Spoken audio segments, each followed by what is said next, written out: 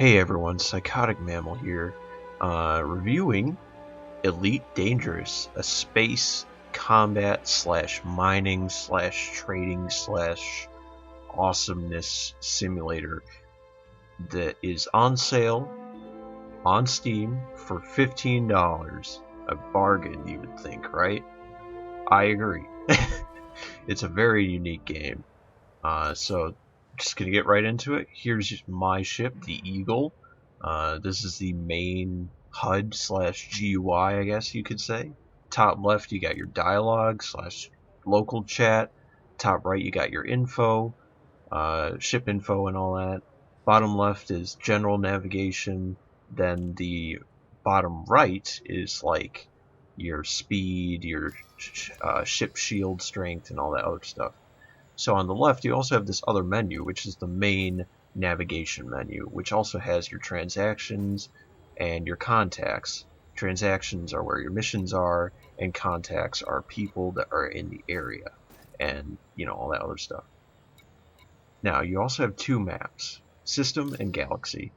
The System map can be thought of as like a local map, because it's only the current star system that you're in. As you can see in this star system, there are 3 suns, an asteroid belt, and then 3 planets, I guess. And then in the galaxy map, which you'll see is actually quite amazing, is an entire replication of the Milky Way. It's our entire galaxy, and you can go to anything in there, even on the outside where there isn't like anything really, no suns or anything. You can still fly out there if you want to, and so it's pretty cool. You can just go anywhere, do anything. You can even visit our solar system, but you just need special permission from the feds, which, as you can see right here, here are the factions.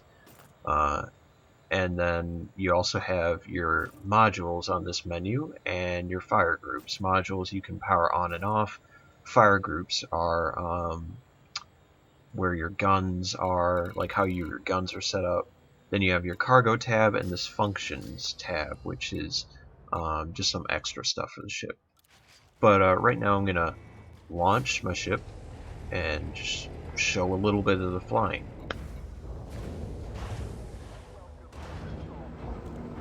So there are 3 flight modes that you can use in this game.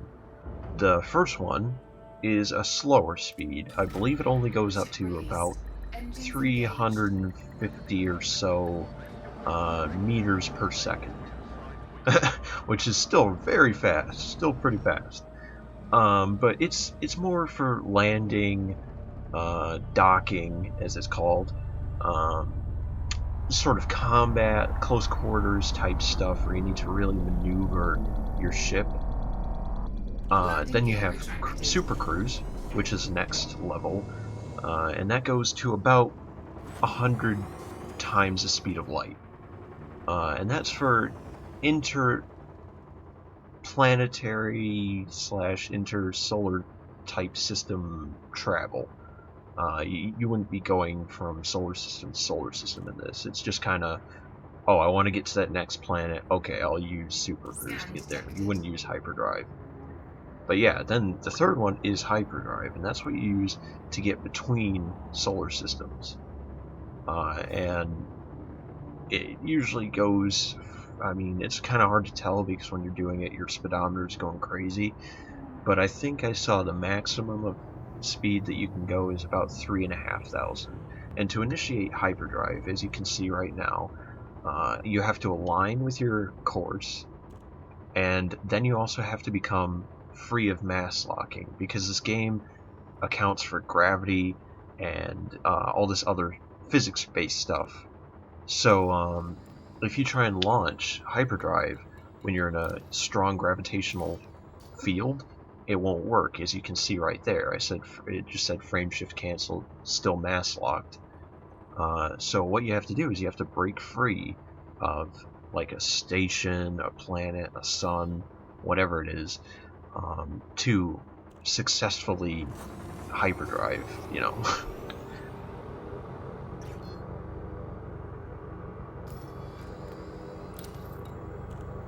Frameshift drive charging. So now you can see that it's working because it's charging up.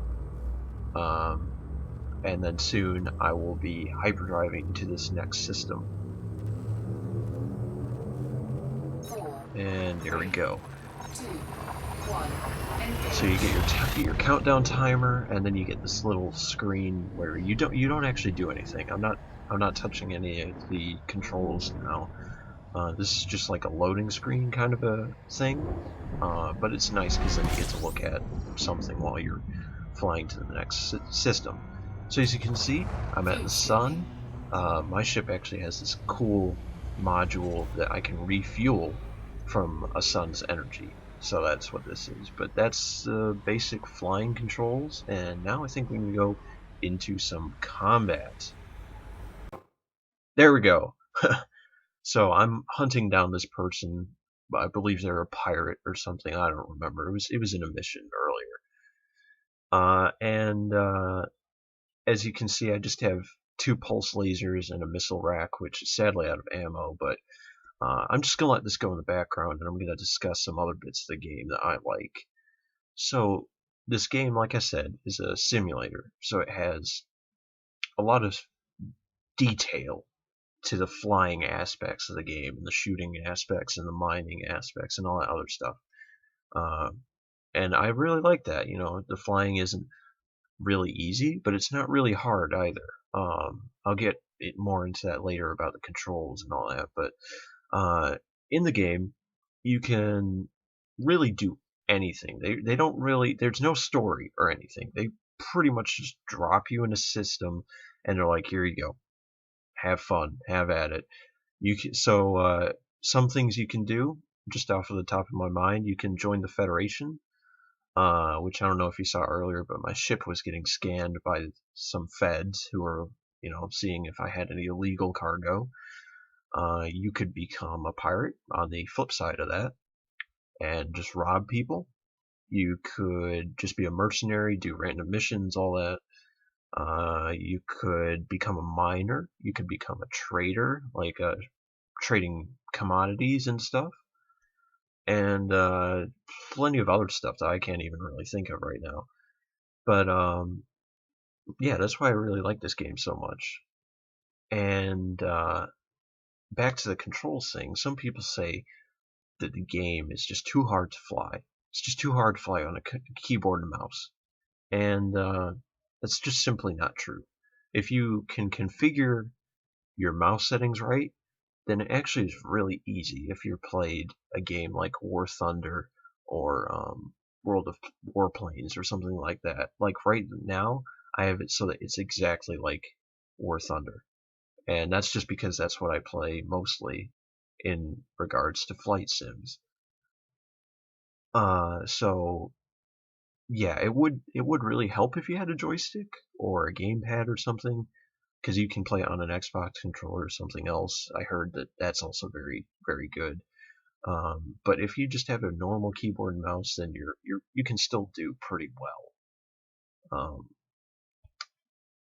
And so you know it doesn't really matter. The install for this game is actually pretty surprising. It's only 6 GB, which compared to Grand Theft Auto 5, which is like about 70, you know, it's kind of surprising since it's the entire galaxy. But I guess it's just because most of it is empty space and you're just like flying. But still, another good thing about this game is it's very optimized. 60 FPS all day, every day, except for when I'm recording like battles and stuff, like big battles. Then it dips to like 40 or so. But yeah, it's very optimized. You don't really need that much to run it, and it still looks really good. Like, I mean, it's not the best, but look at this. It looks pretty good. So, I can't complain. It was definitely worth the $15 I paid for it. But saying that, this Christmas holiday, the developers are releasing a new DLC, which I believe you can buy without having the game like a standalone type thing.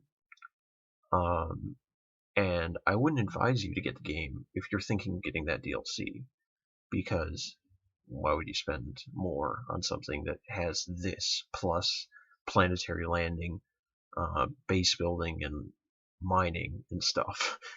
So I mean, I would just buy the DLC just because it comes with more features. But that being said, I'm not sure if you need the game or not. So for those of you who would like a score, I would give it an 8 out of 10, just because it could be improved.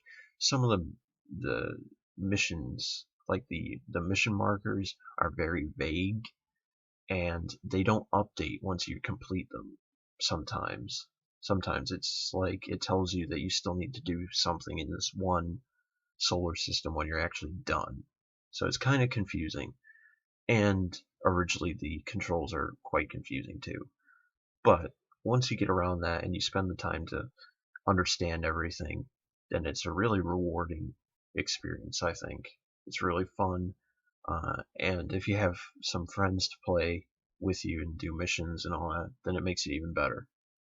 So I'm just gonna leave it here, guys. If you want to leave a comment, leave a like, leave a dislike, subscribe if you want, whatever.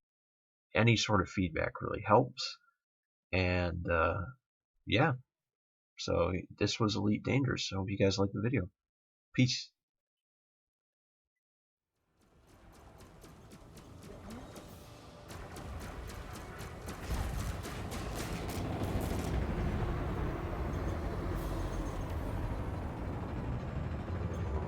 Remember back in here? Yeah, you really should have.